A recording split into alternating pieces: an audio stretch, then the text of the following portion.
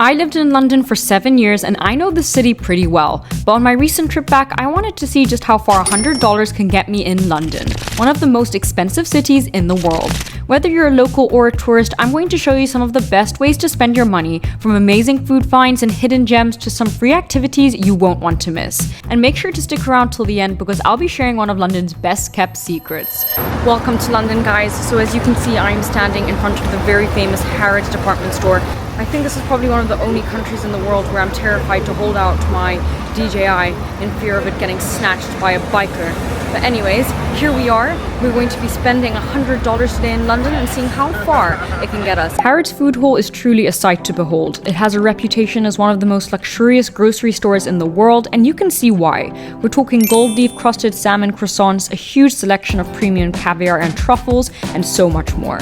But beyond all the luxury goods, Harrods Food Hall is also just really good at food. It's recently become famous for some firm favorites like the rotisserie chicken wrap, an incredible selection of sushi, and honestly salads galore. Chicken salad, salmon salad, you name it. There's even an entire seafood section serving the most premium starters you've ever seen, and who really needs to prepare for a dinner party when you've got this on your doorstep?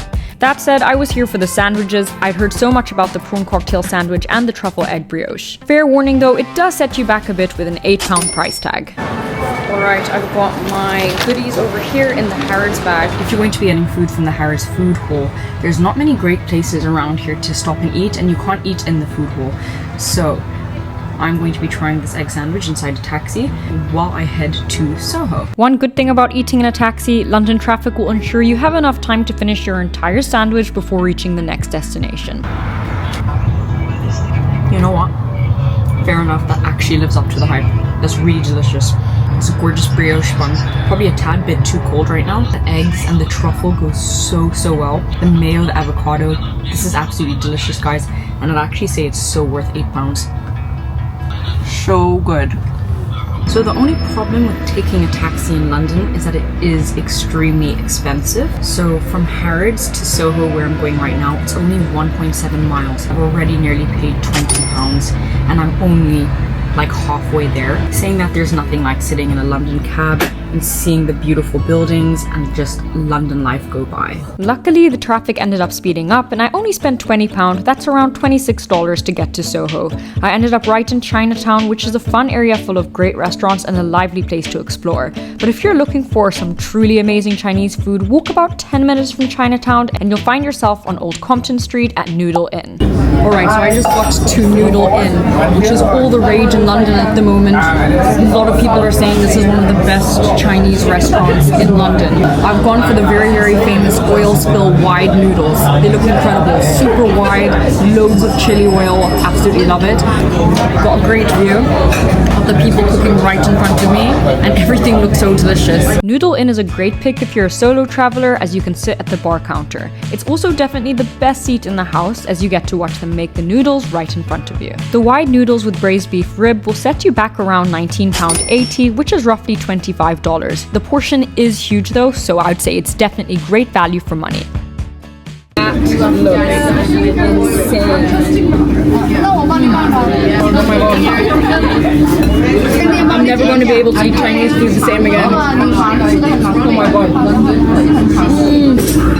It's just the right amount of spicy. It's just gorgeous flavor. One of the funnest touches at Noodle Inn is that they come around and cut the braised beef rib for you with scissors. It's actually such a clever idea. It makes the dish so much easier to eat. People here are so nice. They literally just came and gave me this fork because they saw how much I was struggling with the chopsticks. It makes such a big difference when people are nice. After enjoying a hearty meal at Noodle Inn, I headed to another part of Soho to try another trending dish, an authentic Italian sandwich at All'Antico Vinaio. Originally from Florence, Italy, this famous sandwich shop has now made its way to Soho, not far from Noodle Inn on Old Compton Street. Surprisingly, the line wasn't too long when I arrived, though you do have to wait a few minutes. I went for the La Fabulosa, which is salami, artichoke, and pecorino cream. This sandwich will set you back £11.90, which is around $15.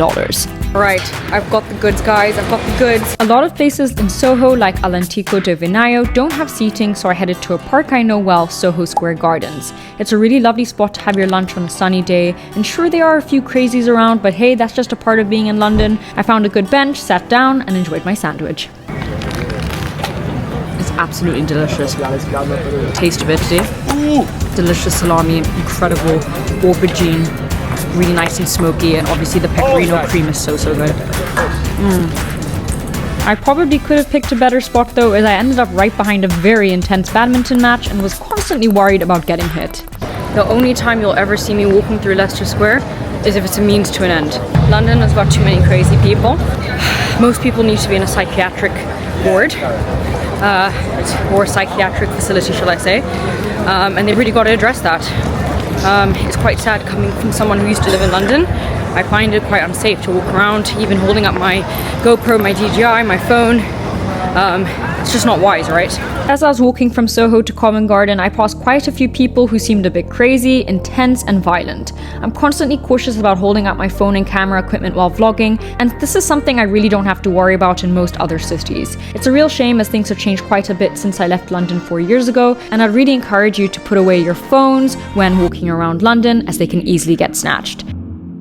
One of my favorite things about Covent Garden is the amount of cool little shops they have dedicated to every single hobby you can think of. Art, coins, stamps, you name it. Covent Garden has some of the nicest niche shops in London. You can find almost anything depending on what you're passionate about. I love vintage shopping, so I went to Rockit, one of the coolest vintage shops in the city. If you're into vintage, make sure you check out my other vlog where I show you some of my favorite vintage shops in London. Alright, next up I'm going to go into Rockit, a really great vintage shop in Covent Garden, and check if there's anything that I can get within that $100 budget of mine. Rockit is quite an institution in London. It's been around for a long time and has a real mix of vintage treasures. Think baseball caps, tracksuits, army clothing, football shirts, jackets, knits, you name it, they really have it all. They also have a great selection of pre-loved and vintage handbags, but since I was on a smaller budget and needed some new sunglasses, I decided to focus on that. I found these cute black sunglasses. Done, and add to cart. Okay, and that was £15 for these new sunglasses. I absolutely love these. They're exactly the type of shape that I was looking for. Alright, so now we are heading to one of London's free activities. London has got a lot of very spenny activities, but equally I think it's also one of the best cities in the world for a lot of really interesting, fun, free things to do. A lot of discovering London is simply walking around, and when you do that, you stumble upon plenty of free activities. One of my ultimate favorites though, and something I've returned to time and time again over the 7 years I've lived in London, is the British Museum. So something a lot of people don't realize is that all the museums in London are free. This means the Natural History Museum, the art galleries, or at least the public art galleries, and of course one of my favorite museums, the British Museum. Some of my other favorite free museums in London include the Natural History Museum, the National Portrait Gallery, the Victoria and Albert Museum, and the Tate Modern. Wow, and look at this weather, it has turned fabulous. It is a lovely sunny day in London, and there is nothing like a sunny day in London. The British Museum was founded in 1753, which makes it 272 years old. It was the world's first national public museum and was established to make knowledge accessible to all. And the great thing is, even today, it's still free and open for universal learning. This is one of the reasons I love the British Museum so much. I think this has got to be one of the most beautiful rooms in the entire world. Just look at this.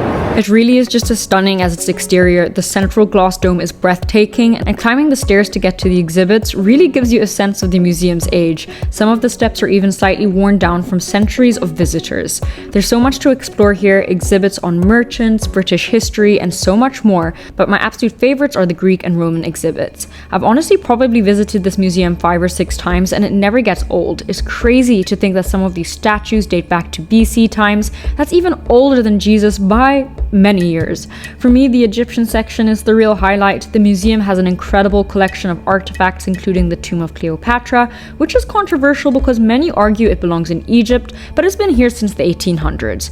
There's also one of the oldest preserved human remains you can see anywhere. Walking through the hieroglyphics, the library, and all the carefully preserved treasures, it's just overwhelming how much of this museum is dedicated to history, learning, and discovery. It's truly an experience I never get tired of, and I can't believe it's completely free. Another great thing to do, weather permitting, is to sit on the steps of the British Museum. Now there's a sign right next to me that says do not sit on the steps. However, just about everyone is sitting on the steps. so I don't feel too bad doing that and breaking the rules. And anyways, it's a gorgeous sunny day, and there's nothing as iconic as this. The same way that it's iconic to sit on the steps of the Met in New York, I would say this is just as iconic. From the British Museum, I jumped on a bus to head to the City of London. The bus is a great way to get around, though it's a little slower than the tube. The best part, it's really cheap, just a flat rate of £1.50, and you can go absolutely anywhere. I also highly recommend sitting on the top deck. It's almost like a free sightseeing tour, or shall I say a £1.50 sightseeing tour. On the way to the city, we even went past St. Paul's Cathedral, which is a beautiful sight from the bus. Alright, so silly me goes to the Sky Garden and just assumes that I can just walk up. That's not possible, obviously. So I'm heading down the street to another garden, which is free. The waiting time is almost a month for the Sky Garden, even though it's free. There is another option if you are desperate to go up. Behind the Sky Garden is an Italian restaurant, and if you go to the Italian restaurant and spend £25, they will stamp your ticket and you can go up free of charge. A lot of people, myself included, didn't know about this place. I promised you guys a secret, and this one is a real hidden gem. The garden at 120 Fenchurch Street is a fantastic alternative to the Sky Garden, and it's only a couple of minutes away.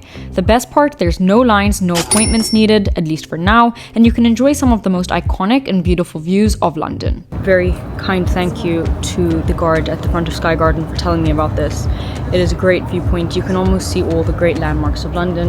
You can see the Shard over there, Tower Bridge and the Tower of London, and then behind me we've obviously got the Gherkin, the famous Gherkin, and to my left you can also see the entire skyline of Canary Wharf. So this is actually a really brilliant spot, and I highly recommend doing it. There really is nothing like London from above. This really surpassed my expectations and is such a great alternative to the Sky Garden. Only in London can you see what's probably a 1,000-year-old building, 1,000-year-old church, and right behind it is like a state-of-the-art modern skyscraper. Yes, something a lot of people don't realize about the City of London is just how historic it is. This area has been the heart of the city for centuries, and many of the old buildings survive because the city was carefully rebuilt after events like the Great Fire of London in 1666. Alright, so I have it on good authority that this is where a lot of single women come looking for husbands. I am happily married. Next up, Leadenhall Market. It's quite funny, I've seen a lot of people on social media joking that this is a great place for single women to find a husband, thanks to all the high-profile businessmen popping in for beers after work in the city. Now, I wasn't interested in finding a husband, I already have one of those, but I was interested in having a pint. In my opinion, Leadenhall Market is the most beautiful market in London. It's steeped in history with stunning architecture, and fun fact, parts of Harry Potter were actually filmed here. I'm treating my husband to a beer, and because of that, it is £11.80. Oh, that's good. There's nothing like a pint or half a pint in a British pub. Cheers, guys. With that pint added, we did just go over the budget, bringing the grand total to $107. I was super happy though that Elliot got to join me after work for a quick drink. Pub culture is a huge part of life in England, and no $100 challenge in London would be complete without a pint in an English pub. Considering everything we've done today, from Harrods Food Hall, Soho eats at Noodle Inn and All'Antico Vinaio, vintage shopping at Rockit, free museums like the British Museum, the hidden gem at 120 Fenchurch Street Garden, and a bus ride past St. Paul's Cathedral, $100 really was not bad at all. Thanks so much for watching, guys. Make sure you check out my other London content, including my Christmas content out now, with much more coming very soon.